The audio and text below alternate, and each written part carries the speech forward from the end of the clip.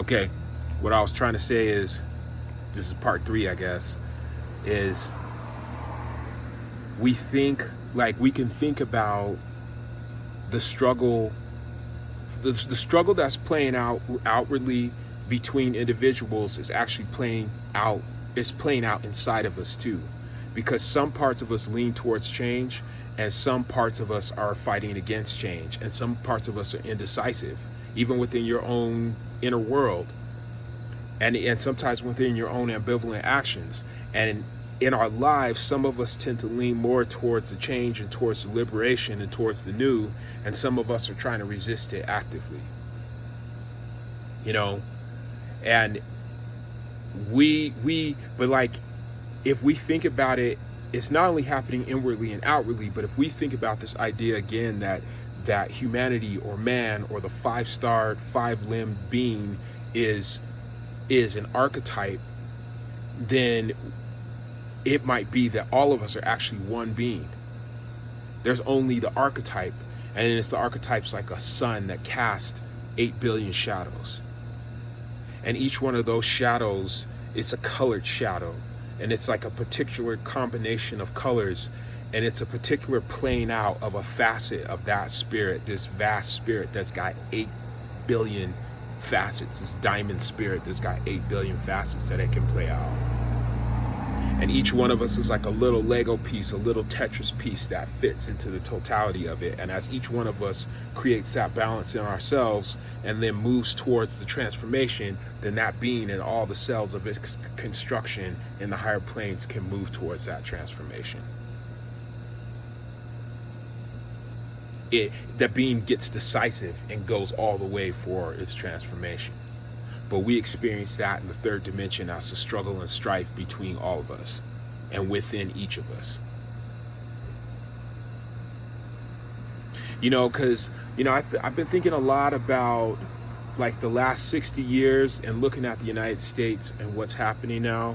And it seems to me that 60 years ago, in the 60s and 70s, the Aquarian age, I'm just going to use that metaphor, seemed like it was evidently dropping, and people were really like, there is a way beyond us versus them.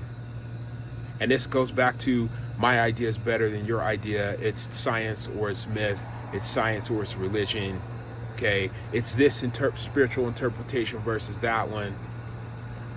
And I think people really start to feel and be able to live in certain moments that we can actually have a real, true, polyrhythmic, harmonic synthesis of a lot of different points of view, attitudes, moods, cultures, ways of living. And I think that energy downpour that, let's say it came from the higher dimensions or awakened within human beings. And I think if we think dimensionally, high and in might be, you know, take a look at a hypercube and watch the way that a hypercube transforms.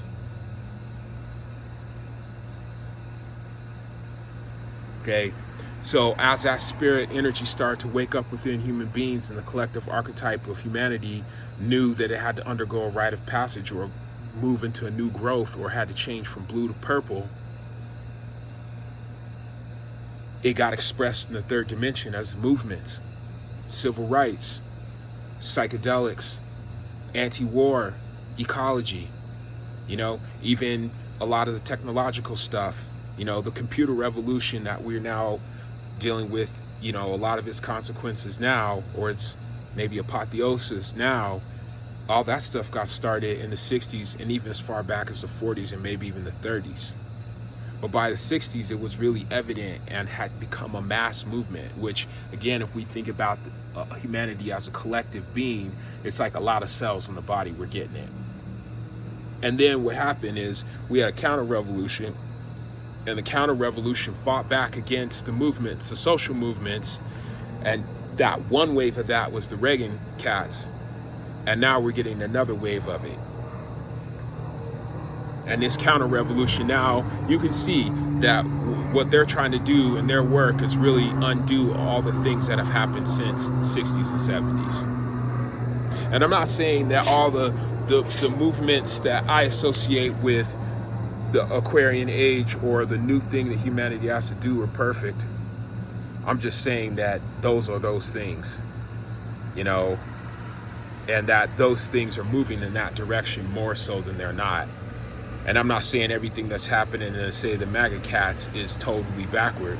Some of it is moving towards progress, and that's where I think you get your Elon Musk type of cats, your RFK type of cats. Some of them is going forward, but in my interpretation, a lot of them is going backward. And so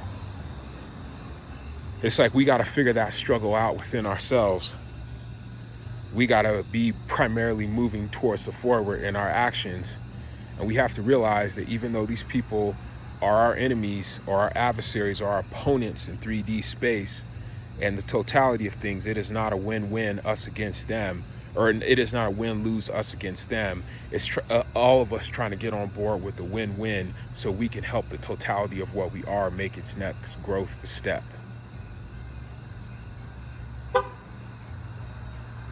I don't know what that looks like, and I don't know how that plays out in 3 dimensions. And it's one thing to say on the higher dimensions that it will be, and I believe that it will be. I think eventually they will lose, which means that actually they and all of us will win. They'll all surrender. We'll all surrender to the forward momentum and stop resisting it.